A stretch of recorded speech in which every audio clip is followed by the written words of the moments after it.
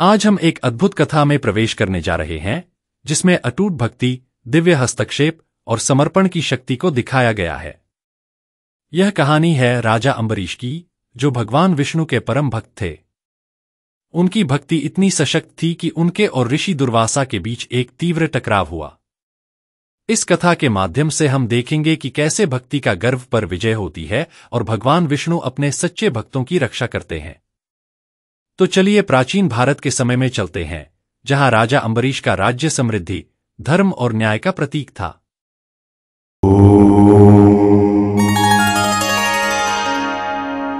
राजा अम्बरीश कोई साधारण शासक नहीं थे। वे महान सूर्यवंश के वंशज थे, उसी वंश के जिसमें भगवान राम का जन्म हुआ था। धर्मनिष्ठ शासन के लिए प्रसिद्ध राजा अम्बरीश ने अपने राज्य का संचालन न्याय और करुणा के साथ किया, अपने प्रजा की भलाई सुनिश्चित की। परंतु उनकी सबसे बड़ी विशेषता थी भगवान विष्णु के प्रति उनकी अटूट भक्ति।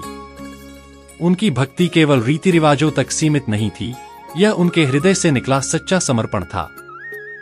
अम्बरीश ने अपने जीवन में कई व्रत और धार्मिक साधनाएं की थीं, परंतु सबसे महत्वपूर्ण था उनका एकादशी व्रत। प्रत्येक माह शुक्ल और कृष्ण पक्ष की एकादशी को राजा अम्बरीश अन्नजल का त्याग करते थे और पूरा दिन भगवान विष्णु की पूजा में व्यतीत करते थे। यह व्रत, जिसे एकादशी व्रत कहा जाता है, वे अत्यधिक श्रद्धा से करते थे और इसे भगवान के समीप जाने का अपना साधन मानते थे। उनकी भक्ति इतनी पवित्र थी कि स्वयं भगवान विष्णु ने उन्हें अपना आशीर्वाद दिया और उन्हें अपने दिव्य सुरक्षा कवच, सुदर्शन चक्र, से संरक्षित किया। राजा अम्बरीश की भक्ति का हिस्सा था एकादशी व्रत का पालन और द्वादशी के दिन इसका समापन। एकादशी के उपवास के अगले दिन, द्वादशी, वे भगवान विष्णु को भोजन अर्पित करने के बाद अपना उपवास तोड़ते थे। यह एक अत्यंत पवित्र और महत्वपूर्ण अनुष्ठान था। एक वर्ष विशेष रूप से कठिन एकादशी व्रत के बाद अम्बरीश ने द्वादशी के अनुष्ठान की तैयारी की। उनके परिवार और ऋषियों के साथ उन्होंने अपने उपवास को समाप्त करने का निश्चय किया। परंतु उसी समय उनके जीवन में एक अप्रत्याशित मोड़ आया। उसी क्षण जब राजा अम्बरीश अपना द्वादशी व्रत समाप्त करने वाले थे, एक अप्रत्याशित अतिथि आ पहुंचा, ऋषि दुर्वासा।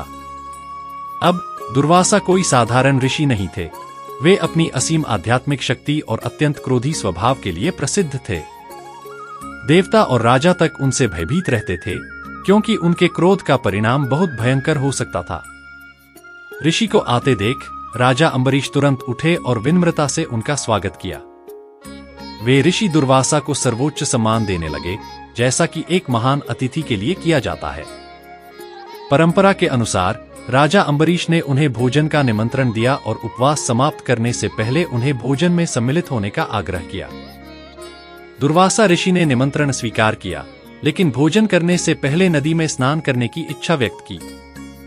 यहाँ राजा अम्बरीश के लिए एक कठिन परिस्थिति उत्पन्न हो गई। नियम के अनुसार उन्हें समय रहते द्वादशी व्रत समाप्त करना था, परंतु अपने अतिथि के आने से पहले भोजन करना अनुचित होता।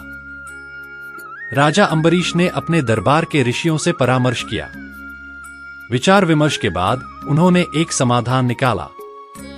राजा अपने व्रत को कुछ बूंद पानी पीकर समाप्त कर सकते थे, जो व्रत की समाप्ति का प्रतीक होता, परंतु इसे पूर्ण भोजन नहीं माना जाता। इस प्रकार वे अपने व्रत को समय पर पूरा कर सकते थे और साथ ही अतिथि का सम्मान भी बरकरार रख सकते थे।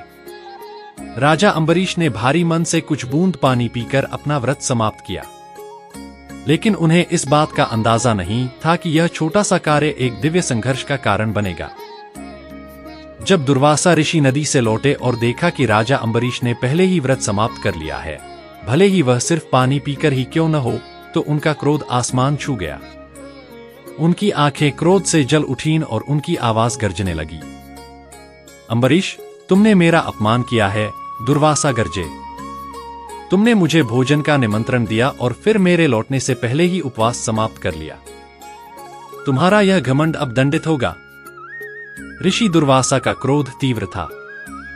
उन्होंने अपनी जटाओं से एक बाल खींचा और अपनी शक्ति से एक भयंकर राक्षस की रचना की। वह राक्षस अग्नि के समान आंखों और भयावह रूप के साथ राजा अम्बरीश की ओर दौड़ा, उसे नष्ट करने के लिए। परंतु राजा अम्बरीश शांत रहे। उनकी भगवान विष्णु के प्रति भक्ति अटूट थी और उन्होंने अपने आप को भगवान की इच्छा पर छोड़ दिया। वे शांत भाव से खड़े रहे और भगवान विष्णु की प्रार्थना की। जैसे ही राक्षस राजा अम्बरीश के निकट आया, एक दिव्य प्रकाश ने पूरे महल को घेर लिया। भगवान विष्णु का सुदर्शन चक्र प्रकट हुआ, जिसकी चमक अवर्णनीय थी। एक ही झटके में सुदर्शन चक्र ने राक्षस को राख कर दिया। परंतु सुदर्शन चक्र वहीं नहीं रुका। वह ऋषि दुर्वासा की ओर मुड़ा और अपनी प्रचंड आभा के साथ उनके पीछे दौड़ पड़ा। अपने जीवन के लिए भयभीत दुर्वासा ऋषि भागने लगे, अपने अहंकार और गर्व को तोड़ते हुए। ऋषि ब्रह्मलोक, शिवलोक और अंततः विष्णु लोक तक भागे, परंतु हर जगह से उन्हें यही उत्तर मिला कि केवल राजा अम्बरीश ही उन्हें इस संकट से बचा सकते हैं। अंत में ऋषि दुर्वासा हारकर राजा अम्बरीश के पास वापस लौटे और उनके चरणों में गिर पड़े।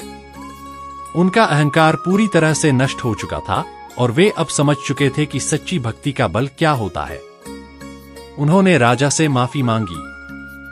राजा अम्बरीश अपनी सरलता और भगवान विष्णु की भक्ति के कारण बिना किसी द्वेष के ऋषि को क्षमा कर दिया। उन्होंने सुदर्शन चक्र से प्रार्थना की कि वह दुर्वासा ऋषि को क्षमा कर दे और उनका पीछा छोड़ दे। राजा की प्रार्थना पर सुदर्शन चक्र वापस लौट गया और ऋषि दुर्वासा को शांति मिल गई। ऋषि दुर्वासा ने राजा अम्बरीश के सामने नतमस्तक होकर कहा, हे राजन, आपकी भक्ति भगवान विष्णु के प्रति अनुपम है। यह आपकी विनम्रता और समर्पण ही था जिसने आपको भगवान की रक्षा का पात्र बनाया। आज मैंने एक महान पाठ सीखा है। इस प्रकार ऋषि दुर्वासा ने राजा अम्बरीश को आशीर्वाद दिया और उनका राज्य छोड़कर चले गए। और इस प्रकार राजा अम्बरीश की कथा हमें भक्ति, विनम्रता और समर्पण के शाश्वत मूल्य सिखाती है। यह कथा हमें याद दिलाती है कि सच्ची आस्था और भक्ति हमें सबसे बड़े संकट से भी बचा सकती है और भगवान का आशीर्वाद हमारे साथ हमेशा होता है। नमो भगवते वासुदेवाय। और इस प्रकार समाप्त होती है राजा अम्बरीश की कथा। यदि आपको यह कथा पसंद आई हो तो कृपया इसे लाइक, शेयर और सब्सक्राइब करना न भूलें। धन्यवाद। ऐसे और वीडियो देखने के लिए और भारतीय संस्कृति की महानता को पुनर्जीवित और फैलाने में हमारी मदद करने के लिए कृपया लाइक, शेयर और सब्सक्राइब करना न भूलें।